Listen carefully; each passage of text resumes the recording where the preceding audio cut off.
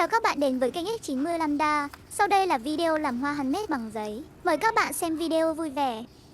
Để làm hoa bằng giấy có rất nhiều cách đơn giản mà bạn có thể tham khảo ngay sau đây. Bạn có thể sử dụng các loại giấy khác nhau để thực hiện. Chỉ cần một chút khéo léo và tỉ mỉ là bạn đã có cho mình những bông hoa cực kỳ rực rỡ để trang trí hoặc làm quà tặng rồi đó.